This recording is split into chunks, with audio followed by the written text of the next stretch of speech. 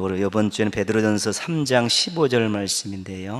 한번 또 암송하신 분들 같이 암송하시고 또 같이 또 읽으면서 우리 또 말씀을 다시 한번 나누도록 하겠습니다.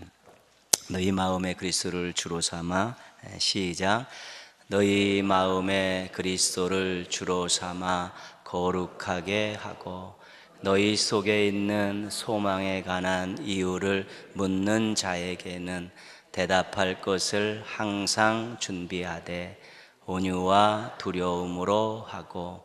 베드로전서 3장 15절 말씀. 아멘. 베드로전서에서 다루고 있는 주제 가운데 한 가지는 고난인데, 선을 위한 고난입니다. 의를 위한 고난입니다. 잘못한 것이 없는데 신앙 때문에, 복음 때문에, 주님 때문에 고난을 당할 때가 있다는 것이죠. 그때 너무 고난이 심하면 이제 좀 흔들릴 수 있다는 것이죠. 내가 왜 예수를 믿어서 이런 꼴을 당하는가? 내가 예수를 안 믿었으면 이런 일 당하지 않을 텐데. 그런 또 후회도 들고 또 마음이 흔들리기도 하고, 때로는 너무 압박이 심하면 두려움도 찾아오고, 그러니까 신앙에 타격을 받을 수 있다는 것이죠. 그럴 때 어떻게 해라 그러면서 오늘 주신 그 두 가지 권면의 말씀을 해주고 있는 것입니다. 첫 번째는 너희 마음에 그리스도를 주로 삼아 거룩하게 하고, 그래서 거룩하신 예수님, 예수 그리스도를 마음속에 주님으로 삼는 이 부분을 확실하게 하라는 것입니다. 이것은 신앙의 기초입니다. 기반입니다. 우리 신앙을 탑으로 얘기하면 제일 밑에 가장 넓은 이 주춧돌은 말씀입니다. 그리고 그 다음 주춧돌이 예수 그리스도를 구주로 믿는 것입니다. 그 두 가지가 든든해야지 신앙의 높은 탑을 쌓아갈 수 있는 것이지요. 그러니까 말씀이 없으면, 말씀이 요만하면 구원의 확신이 아무리 커도 흔들릴 수 있다는 것입니다. 말씀은 넓은데 구원의 확신이 요만하면 그 위에 쌓을 수 있는 한계가 있다는 것이죠. 넘어질 수밖에 없다는 것입니다. 그래서 여러 가지 많은 선을 위한, 의를 위한 고난이 있을 때 예수 그리스도 구주로 삼은 그 첫 번째의 첫사랑의 그 신앙의 출발선을 다시 한번 확실히 하소. 예수님 나의 구주이십니다. 거룩하신 분입니다. 창조주 하나님의 아들이십니다라고 확고하게 이 신앙을 다시 자리매김하라는 것입니다. 예수 그리스도가 나의 구주이심이 확신되면 흔들리지 않습니다. 두려움도 많이 사라지고요, 후회와 근심 걱정도 많이 내려놓을 수 있게 되는 것입니다. 그게 약하니까 나를 위해 십자가에 달려 돌아가신 예수 그리스도를 나의 구주로 삼은 그 구원에 관한 문제, 확신에 관한 문제가 흔들리니까 다른 것도 흔들리는 것이지, 그 부분을 확실히 해놓으면 괜찮다는 것입니다. 특별히 고난당할 때요, 왜 고난당합니까? 의를 위해서 고난당하고 선을 위해 고난당하는 것은 주님 때문에 당하는 고난 아니겠습니까? 진리 때문에 당하는 고난이죠. 복음 때문에 당하는 고난인데 왜 그 고난을 당하면서 예수 그리스도가 주인 되심을 돌아봐야 됩니까? 나를 위해 십자가에 달려 돌아가신 그 주님을, 예수님을 내가 구주로 믿어서 내가 구원받고 하나님의 자녀가 됐고 천국을 얻게 되었다는 엄청난 은혜를 받은 걸 생각하면 주님을 위해서 당하는 그 고난들이 두렵지 않고 또 그것 때문에 후회하지 않고 오히려 자연스럽게 받아들일 수 있기 때문에 그런 것입니다. 그래서 너희 마음에 그리스도를 주로 삼아 거룩하게 하라. 예수 그리스도를 구주로 삼는 거룩하신 그분이 너희 마음속에 거룩한 분으로 좌정하시도록 그렇게 다시 한번 점검하라는 것입니다. 중요한 이야기죠. 두 번째는 너희 속에 있는 소망에 관한 이유를 묻는 자에게 대답할 것을 항상 준비하다. 그렇죠. 누가 우리 신앙을 비판할 수 있습니다. 비판하면 그게 아니야 소리를 질렀는데 대답 못할 수 있는 것이지. 그리고 누가 갈급해서 막 신앙을 갖고 싶고 하나님을 만나고 싶고 막 그런 갈급함이 있는데 그것을 복음을 잘 조목조목 잘 이렇게 설명해 주고 또 제시해 주지 못하면 또 그 기회를 놓칠 수 있는 것입니다. 그래서 고난 가운데 있지만 항상 신앙을 비판하는 사람들에게 대답할 것을 준비하고 또 갈급함이 있는 신앙을 갖고자 하는 사람들에게도 복음을 설명할 수 있는 그런 것들을 항상 준비해 놓고 있으라는 것입니다. 준비된 사람은 두려움이 없습니다. 준비된 사람은 흔들리지 않습니다. 근데 우리 속에 있는 소망이 무엇입니까? 그것이 복음 아닙니까? 예수 그리스도를 통해서 우리와 함께 하신다는 약속, 우리에게 은혜를 베푸시는 약속, 우리에게 미래를 책임져 주신다는 약속, 이 모든 것들이 예수 그리스도를 통해 복음을 통해 우리 가운데 소망으로 자리한 것 아니겠습니까? 그 신앙에 대해서 비판하는 것이 있을 때 변증할 수 있어야 되고, 믿지 않는 사람이 사모함으로 신앙을 찾을 때는 또 복음을, 예수님을 잘 전해서 그로 하여금 신앙으로 입문할 수 있도록 도와줘야 된다는 것입니다. 그래서 어떤 것들을 비판하는 것을, 변증하는 것을 준비하고 또 복음을 전할 수 있는 그런 것들을 준비해 놓으면 삶 속에서 당하는 여러 가지 또 어려움들에 대해서 더 의연할 수 있는 것입니다. 내가 변증하는 것은 무엇입니까? 이것이 진짜라고 변증하는 거 아니겠습니까? 내가 그에게 복음을 제시하는 건 뭡니까? 이것이 너를 살리는 것이라고 믿음이 있기 때문에 전하는 것 아니겠습니까? 내가 진짜를 가지고 있고 내가 사람들을 살리는 것을 가지고 있다는 것이 준비되어 있으면 웬만한 것에 대한 두려움들 그렇게 크게 작용하지 않는다는 것이고요. 후회하고 또 낙심하는 이런 일들이 없다는 것입니다. 잘 준비하라는 것이지요. 온유함과 두려움으로 하고 사람들에게는 참 온유와 겸손하게 또 이렇게 잘 따뜻하게 이렇게 설명하고요.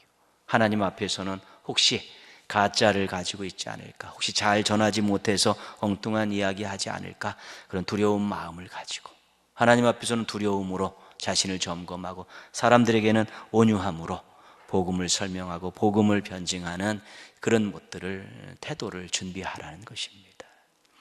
그래서 우리가 선을 당하다가 또 복음 때문에, 주님 때문에, 신앙 때문에 어려움을 당할 수 있습니다. 그것은 필연적인 것입니다. 무조건입니다. 피해가지 못하는 일정 부분은 항상 짊어져야 될 부분이 있는 것인데 그때 흔들리지 않으면 건강한 것입니다.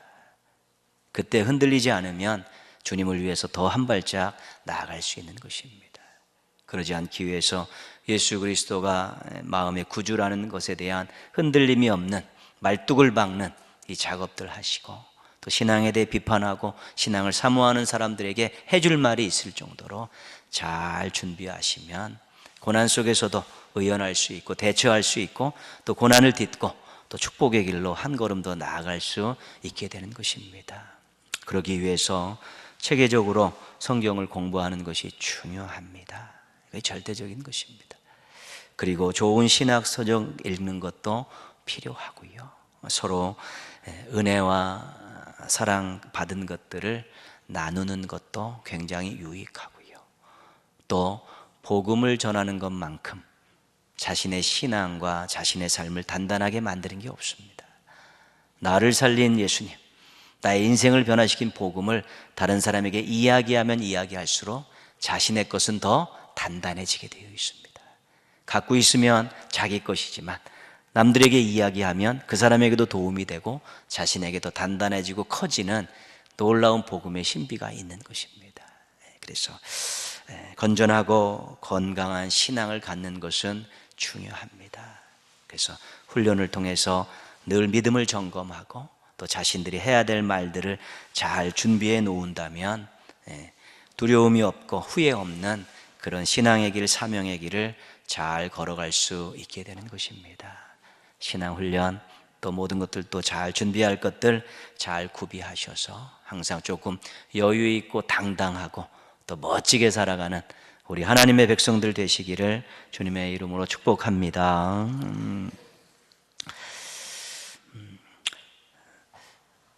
하나님께서 우리 신앙인들 또 사명자들에게 많은 복을 주십니다. 우리들도 많은 복을 받았죠. 사도 바울이 받은 복 중에서 가장 큰 복, 물론 구원의 복입니다. 그가 다메섹 도상에서 부활하신 예수님, 하나님 보좌 우편에 앉아 계신 예수님을 만나고 그가 회심하면서 새로운 인생을 살게 됐기 때문에 그것이 가장 큰 복이 구원의 복입니다. 그 다음에 이제는 여러 가지 복들이 있는데 사도 바울이 받았던 구원의 복 다음에 큰 복은 뭐냐면 동역자의 복입니다. 동역자의 복. 그가 복음을 전할 때 그의 사역의 기간 동안에 동고동락했던 일꾼들이 엄청나게 많습니다. 위로가 되고 용기가 되고 또 손과 발이 되어 주었던 일꾼들이 굉장히 많았다는 것입니다. 또 현지에 가면 거기서 만난 사람들, 또 복음의 시작부터 감옥에 갇혀 죽을 때까지 끝까지 함께 했었던 일꾼들, 어려울 때 더 많이 몰려들었던 사람들, 그게 다 하나님께서 주신 복이죠. 동역자의 복입니다. 그 동역자 가운데 디도라는 사람이 있습니다. 디도. 우리 디도서도 있잖아요. 디도서 있죠. 헬라인입니다. 헬라인이죠. 할례도 받지 않은 그런 헬라인입니다. 바울이 이제 바나바와 함께 예루살렘에 갈 때 동행했다고 나옵니다. 그러니까 좀 일찍 바울과 함께 만났던 헬라인입니다. 그리고 늘 바울 곁에서 여러 가지 굳은 일을 도맡아서 했던 그런 사람이죠. 바울이 어떨 때는 디도를 형제라고 부르기도 하고 또 어쩔 때는 아들이라고 부르기도 했습니다. 그만큼 신뢰한다는 것이죠. 오늘 23절 말씀 보십시오. 23절 말씀 같이 한번 읽겠습니다. 디도로 말하면 나의 동료요 너희를 위한 나의 동역자요 우리 형제들로 말하면 여러 교회의 사자들이요 그리스도의 영광이니라. 동료다, 동역자다, 여러 교회의 사자라고 그랬죠. 교회를 또 책임졌던 지도자였다는 것이고 그리스도의 영광이라고까지 극찬하고 있는 사람이 디도입니다. 사도 바울이 고린도 교회를 개척하고 이제 2차 전도 여행 때 개척하고 이제 3차 전도 여행 때 바다 건너편 에베소에 왔습니다. 근데 고린도 교회에서 사도 바울에 대한 좋지 않은 소식이 들려왔죠. 그래서 한번 가서 문제를 해결하려고 하다가 해결하지 못하고 다시 에베소로 돌아옵니다. 그러고 나서 눈물의 편지를 쓰죠. 눈물로 간곡히 호소하는 편지를 썼는데 그 편지를 디도가 가지고 갑니다. 고린도 교회. 그리고 바울은 에베소를 떠나 북쪽 마게도냐 지역에 가 있을 때 그 편지를 읽은 고린도 교회의 반응을 가지고 디도가 북쪽으로 올라와서 바울에게 고린도 교회가 편지를 읽고 회개했습니다. 다시 예전처럼 관계가 회복될 수 있을 것 같습니다라는 좋은 소식을 전해줍니다. 그 소식을 듣고 사도 바울이 고린도 후서를 씁니다. 그래서 그것을 고린도 교회에다가 보내는데 누구를 통해 보내냐면 또 디도를 통해 보내는 것입니다. 그래서 고린도 교회와 사도 바울의 가운데서 이 연락책 역할을 했었죠. 배달부 역할을 했던, 소식을 전하는 중간자 다리 역할을 했던 사람이 디도입니다. 디도가 그만큼 사도 바울에게 있어서 중요한 역할들을 감면했었죠. 오늘 말씀은 지난주에 이어서 연보에 대한 내용입니다. 지난주 말씀드렸듯이 사도 바울이 3차 전도 여행을 떠나기 전에 1차, 2차 전도 여행 때 개척했던 교회, 갈라디아, 빌립보, 데살로니가, 고린도, 이 교회들에게 예루살렘 교회가 어려우니까 이웃사랑 헌금, 이 연보를 미리 좀 준비해 뒀다가 내가 가든지 일꾼들이 갔을 때 그 헌금을 좀 주면 모아다가 예루살렘 교회를 도우려고 한다. 미리 다 연락을 다 취해 놨습니다. 그랬죠. 그래서 마게도냐 교회, 빌립보 교회, 데살로니가 교회 같은 데는 막 힘써서 힘에 지나도록 막 그렇게 연보들을 모아놨었죠. 근데 이제 고린도 교회도 조금 지체된 것은 분명하지만 고린도 교회도 그 부분에 대해서 준비하고 있었던 것이죠. 그래서 이 고린도 교회가 모아놓은 연보를 가지러 갈 사람을 지금 사도 바울이 물색하고 있었던 것입니다. 그런데요, 오늘 보면 16절, 17절 말씀 한번 같이 읽겠습니다. 너희를 위하여 같은 간절함을 디도의 마음에도 주시는 하나님께 감사하노니 그가 고난을 받고 더욱 간절함으로 자원하여 너희에게 나아갔고 그랬죠. 그러니까 디도가 제가 가겠습니다. 또 손을 든 것이죠. 근데 여행길이죠. 근데 뭘 갖고 있냐면 헌금을 가지고 있죠. 거액의 현금을 가지고 있기 때문에 위험한 일입니다. 여행하는 것도 위험한 일이지만 당시에 얼마나 많은 떼거리들이 있겠습니까? 강도들이요. 도는 냄새를 기가 막히게 맡죠. 이런 부분들을 다 알고 있는 사실이기 때문에 거액의 연보를 가지고 여행을 한다는 것은 굉장히 위험한 일이었는데 디도가 제가 가겠습니다. 손을 들었다는 것이 자원했다는 것입니다. 그런데 디도가 권함을 받을 때 거절하지 않고 제가 하겠습니다라고 이야기했던 그 이유가 오늘 기록이 되어 있죠. 그 자원할 때의 그 마음이 무엇이었냐고 소개하고 있냐면 간절함이다 이렇게 말하고 있습니다. 디도의 마음 속에 간절함이 있었다는 것이죠. 근데 이 간절함은 사도 바울의 마음에도 있었다는 것입니다. 내 마음 속에 있는 이 간절함이 디도의 마음 속에도 생기게 해주신 하나님께 감사합니다. 그렇게 기도하고 있지 않습니까? 사도 바울에게 간절함을 있는데 그 자원하며 나섰던 디도의 마음 속에도 보니까 간절함이 있었다는 것입니다. 그래서 두 동역자의 마음 속에 간절함이 있었던 것이죠. 그러니까 사도 바울이 안심하고 자원해서 나서는 디도에게 이 귀한 사역을 맡긴 이유는 간절함이 있었기 때문에, 자기 마음 속에 있는 간절함이 디도의 마음 속에도 있었기 때문입니다. 간절함이 무엇인가? 간절함은 하나님에 대한 마음, 교회에 대한 마음, 성도에 대한 마음입니다. 하나님의 일이 잘 되었으면 좋겠다. 교회가 건강하고 평안했으면 좋겠다. 성도들이 행복하게 신앙생활 했으면 좋겠다. 이런 바램들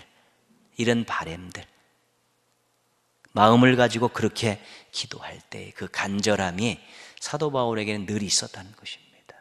그런데 디도도 그 마음을 가지고 있었다는 것입니다.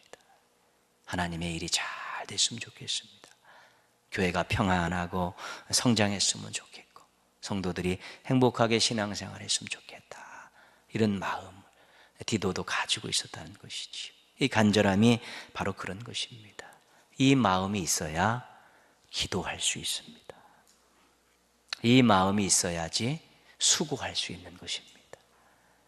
내가 저 사람이 잘 됐으면 좋겠다라는 마음이 있을 때 기도하게 되지 않습니까? 또 돕지 않습니까?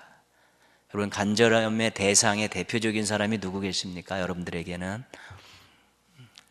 자녀들 아닙니까? 자녀들 잘 되었으면 좋겠으니까 새벽에도 나와서 기도하시고 또 수시로 교회 와서 기도하실 때 집에서 또 기도하실 때 자녀들을 기도하지 않습니까? 그리고 무엇이든지 해주고 싶어가지고 막 허리가 아파도 뭐 한 손으로라도 해서 뭐 바리바리 싸서 보내기도 하고요. 와서 먹으라고 하기도 하고 또 힘든 일 하시면서 필요한 그런 경제적인 부분들을 지원하기도 하고 그러지 않습니까? 잘 됐으면 좋겠다라는 그 마음이 있으면 기도하고 수고하는 게 번거롭지 않습니다. 때로는 즐겁기도 한 것입니다.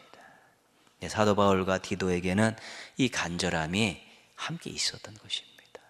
그래서 사도 바울은 그 어려운 여행을 하면서 이 거액의 연보를 갖다가 예루살렘에 줄 그런 생각들, 계획들을 가졌었고 고린도 교회 연보를 걷는 일에 디도는 손을 들고 제가 하겠습니다. 하나님의 교회들이 하나됨을 확인하는 이 귀한 일들, 교회가 하나님의 뜻을 받들어서 사랑하는 마음으로 모았던 이런 헌금들, 성도들이 정말로 자기 것들을 모으고 아끼고 또 금식하면서 모았던 이런 일들을, 이 귀한 일들, 이 일을 잘 하는 것이 하나님과 교회와 성도들에게는 굉장히 기쁨이고 유익이 되는 일이라는 것을 알았기 때문에 손을 들고 나설 수 있었다는 것입니다. 간절함은 사랑에서 나오는 축복하는 마음입니다. 그게 있었다는 것이지요. 많은 기도 제목들 가지고 계시지만 간절함에 대한 기도 제목도 필요합니다. 하나님, 제 마음에 간절함을 주십시오. 사랑하는 마음을 주셔서 그를 위해 기도하고 축복하고 수고할 수 있는 그런 마음을 주십시오라고 기도하는 거 필요합니다. 마음에 대한 기도는 많이 할수록 좋습니다. 우리 마음이 얼마나 변화무쌍한지 모릅니다. 어쩔 때는 자기 자신이 싫을 정도로 이게 변죽되는 그런 일이 얼마나 많습니까? 마음이 또 이렇게 든든하게 제자리를 잡고 있고 사랑하는 마음으로 축복하는 마음으로 든든하게 자리하고 있으면 사람들이 조금 서운하게 해도 그러려니 하고요. 조금 힘들어하는 거 보면 그거 어떻게 해주지 못해서 안달나고 그런 것이지요. 그게 예수님의 마음이셨습니다. 예수님의 모습이셨죠. 마음의 중심이 무거우시니까, 넓으시니까 그렇게 하실 수 있었던 것입니다. 그런데 디도가 이 자원한 연보를 가지러 가는 길에 2명의 일꾼이 동참을 하게 됩니다. 18절 말씀 보시면요. 18절 말씀 보시면 또 그와 함께 그 형제를 보내었으니, 그는 누굽니까? 디도죠. 또 디도와 함께 그 형제를 보내었으니 그때 있고요. 22절 보시면요. 또 그들과 함께 우리의 한 형제를 보내었노니, 그들은 누굽니까? 디도와 그 한 형제, 그렇게 됐죠. 근데 이 두 일꾼의 공통점이 뭐냐면 이름이 없다는 것입니다. 이름이 없습니다. 무명의 일꾼들이 있는 것이죠. 여러분, 놀라운 사실은요, 성경에 그 엄청난 예수님의 사역과 그런 복음의 그 현장 속에서 일했던 사람의 이름이 있는 사람보다 이름이 없는 사람이 비교할 수 없을 정도로 많다는 것입니다. 신의 하나님의 거룩한 일이 이름 있는 사람들에 의해서 되어졌다고 생각하면 그건 오산입니다. 이름 있는 사람은 이름을 걸고 일했고, 이름이 없는 사람은 이름을 안 걸고 일을 한 것입니다. 그것이 합작품이 된 것이지 결국 이름 있는 사람들이 다 한 것 아닙니다. 우리도 이런 현충원 같은 데 가면 무명의 용사들, 그런 비도 있지 않습니까? 이름도 없이 수고하고 희생한 사람들이 있었기 때문에 이름 있는 사람들이 하는 일에 힘을 보탠 것이고요. 그 일을 잘할 수 있는 또 원동력이 거기서 나온 것이지요. 그래서 우리가 이름도 없이 빛도 없이 주의 일을 하는데, 또는 이름을 내기 위해서 또 안달복달할 때도 있습니다. 그러나 이름이 있다고 이름이 없다고 하나님께서 구분하지 않습니다. 하나님 앞에서 하나님의 일을 얼마나 신실하게 했느냐를 가지고 그 사람을 판단하는 것이죠. 이름에 간판을 걸고 했느냐 안 걸고 했느냐는 그리 중요하지 않습니다. 하나님은 다 얼굴만 보고 다 알고 계시기 때문에 그렇습니다. 그래서 꼭 이름이 걸려야 될 때도 있습니다. 그래야 안전합니다. 그렇지만 때로는 이름을 내지 않고 해야 될 일이 있을 때는 섭섭하게 생각할 필요 없습니다. 사람들은 몰라도 하나님은 아십니다. 혹시 내가 이름을 걸었다가 교만해질 수 있습니다. 이런 마음들 가지고 때로는 이름을 낼 때는 내고 이름을 안 낼 때는 안 내면서 어쨌든 주님의 일을 신실하게 하는 것이 굉장히 필요하고 중요한 것이지요. 첫 번째 무명의 일꾼 18절 19절에 소개되어 있습니다. 어떤 사람이었는가? 18절 19절 같이 한번 읽겠습니다.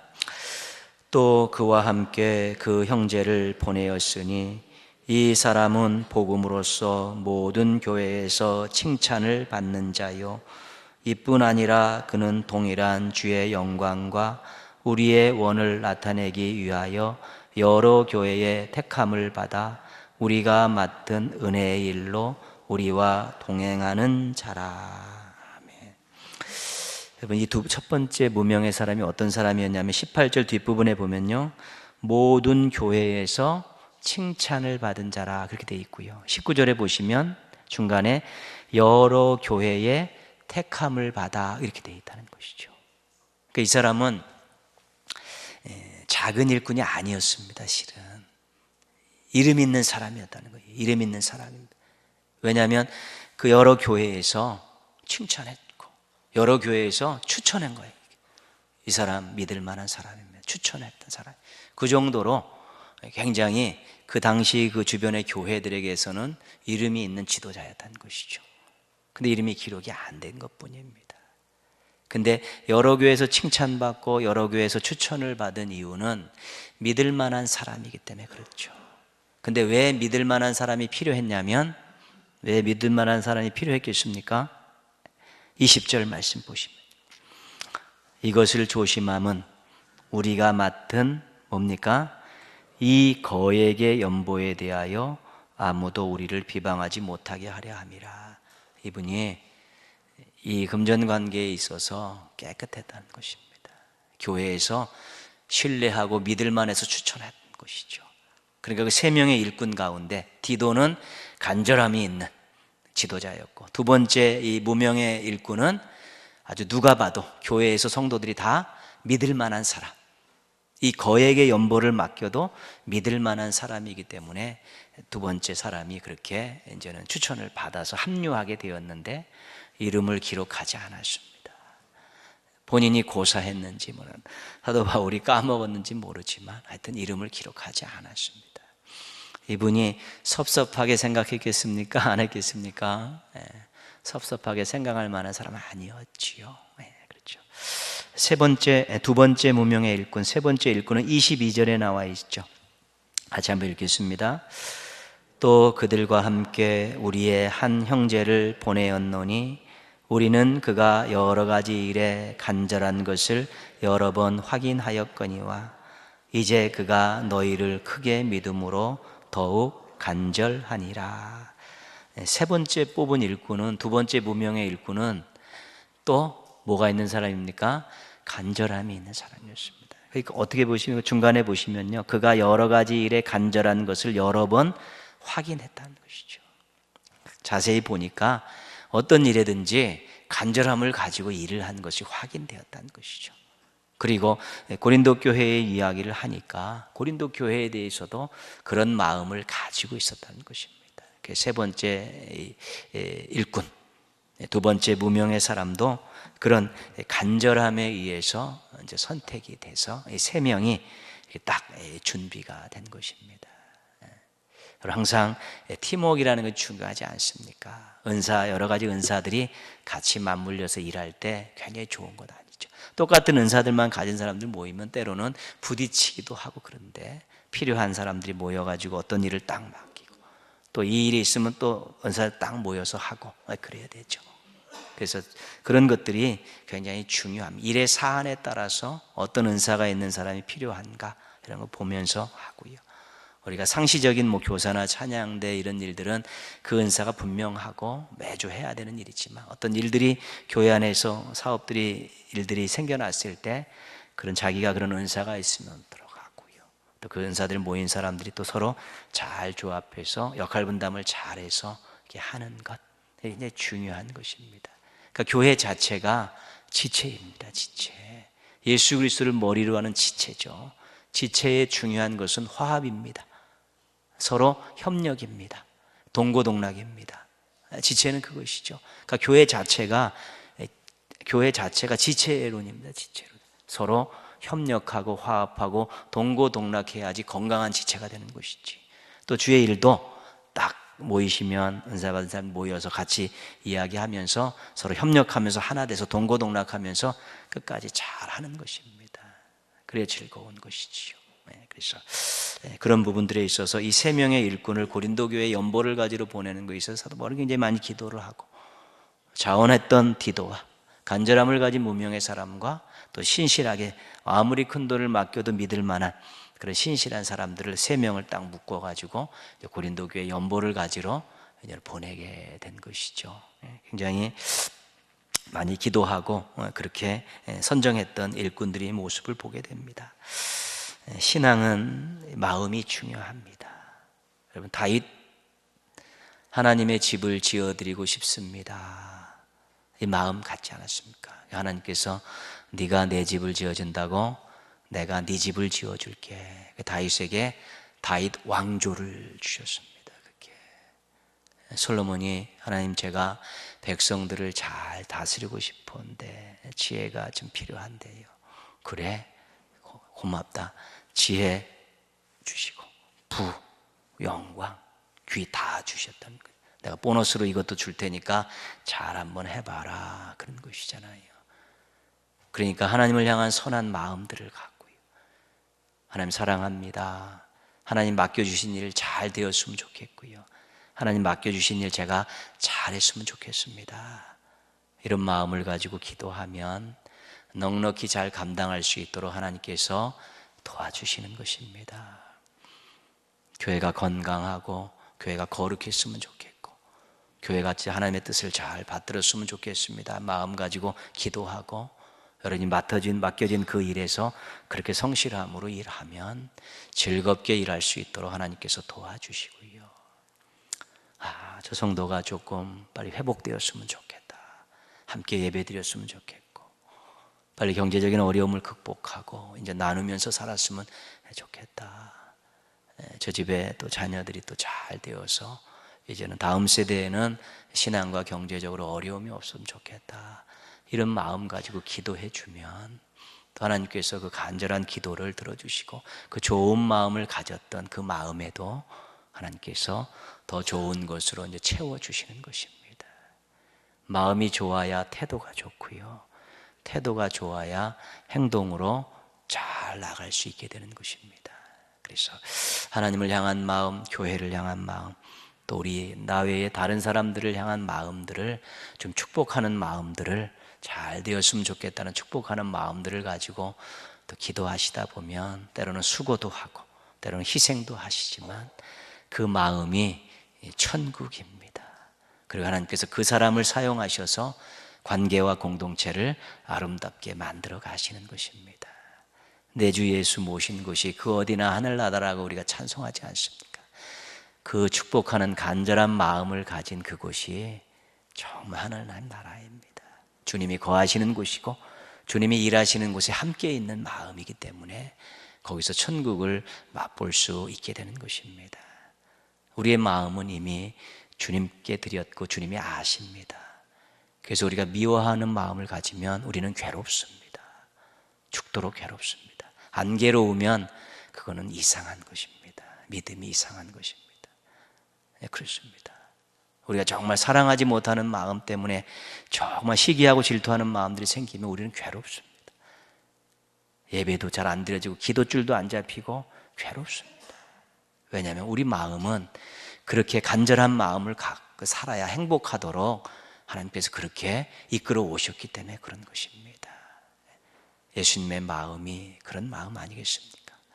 너희 안에 이 마음을 품으라. 곧 그리스도 예수의 마음이니. 그 겸손함에서 시작하며 다른 사람을 위해서 십자가에서 자신의 모든 것들을 주어주시는 그 행동, 희생까지 나아가는 그 근저에 있는 마음은 간절함이었다는 것입니다. 잘 되었으면 좋겠다는 이 마음을 가지고 우리 하나님께는 기쁨을 드리고 교회에는 유익을 주고 많은 사람들에게는 덕을 끼치는 삶이 즐거운 성도들 되시기를 주님의 이름으로 축원합니다.